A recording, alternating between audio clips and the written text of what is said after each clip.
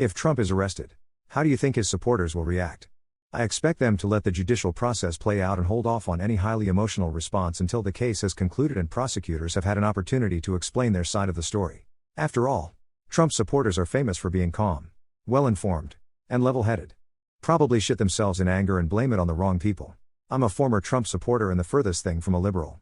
But his supporters are fucking batshit. It's baffling that he still has supporters tbh.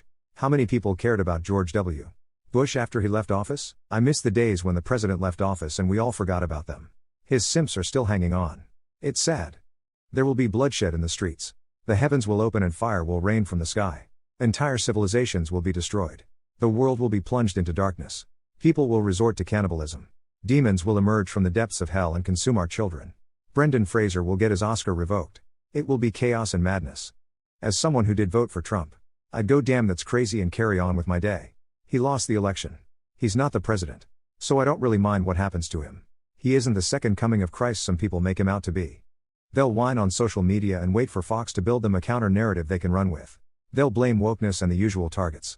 Then they'll claim exoneration when he's released on his own recognizance in a few days. The only interesting question is what DeSantis will do. If he muddies Trump's extradition from Florida, he could get in trouble with the feds. If he lets the Manhattan DA take him, then he risks the wrath of MAGA. What is your first impression when you hear someone saying I go to therapy? Okay. Since AskReddit doesn't allow adding body text, let's see if this comment floats up. I'm not a new therapy goer seeking validation. Even if my question does sound like that on the hindsight. I'm a former therapy goer. Former because there wasn't issues that needed frequent work to do anymore, after a few years of weekly therapy. It just hit me moments ago that therapy was super normalized to me.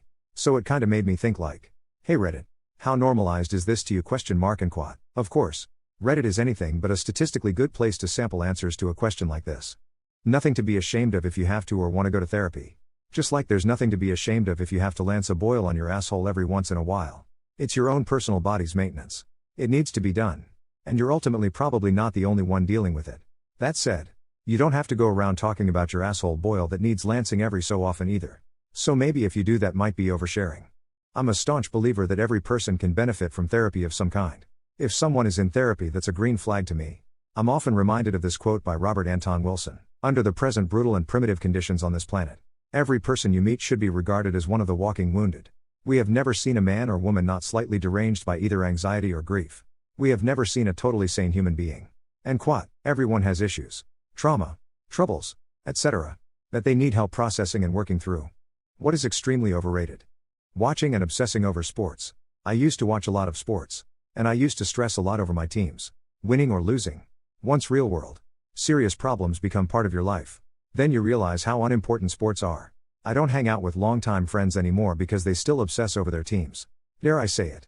It all seems pathetic to me now. Having said that, however, playing sports or living off of professional sports is a totally different ball game. Beyoncé.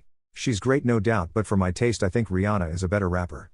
Gaga, Blige, Jill Scott and Lizzo are better singers. Pink puts on a better live show. Amy Winehouse had better taste in collaborators. And Taylor Swift has a better discography. Also anyone out of that list of performers could show up to a 100 capacity venue with just a piano and a drummer and do the best show anyone in the audience has ever seen, but you can't honestly say that about Beyoncé. Bacon. Hear me out. I love bacon. Absolutely love bacon, huge bacon fan. But it does not belong in milkshakes. It questionably belongs on donuts if they're not maple flavored. Absolutely doesn't need to be on cupcakes or cakes or any kind of pie that is not savory. It became this food associated with masculinity, and while it's definitely a meaty, delicious, salty food, it doesn't have any bearing on your manhood. And you're not manly or for choosing it over sausage. I don't know who Bacon's PR department was, but they really need to come out here and do a number on country ham. Because that is arguably the more underrated and underused ingredient in my opinion. What did you definitely get from your dad's side of the family? Mental illness and thyroid disease. Skin tone. Competitiveness. Not liking to share emotions. Love of food. My temper and paranoia. My family also has a history of parents traumatizing and then abandoning their kids. Which is why I refuse to ever have any. My singing voice. My love for coffee. And being a giant theater nerd. The gap between my teeth. Impatience and big toes. TNX dad. My looks. My temperament. My personality. Pretty much everything tbh lol. My blue eyes. Although they skipped a generation. A genetic disposition towards type 1 diabetes. Red hair. Skin cancer. Risk of Alzheimer's. My fair skin and super short temper. Early onset of graying hair. My dad and all his siblings went gray by the time they were 40. My big smile and my ability/desire to make spreadsheets. A lot of my mannerisms are similar to my dad's. That would be my height and curvy figure. You wouldn't think my mom and I are related at times given she's so petite, and then there's me. My looks. My intelligence. My weak bones. My predisposition toward cancer. A few mannerisms and habits. And my name. Basically everything.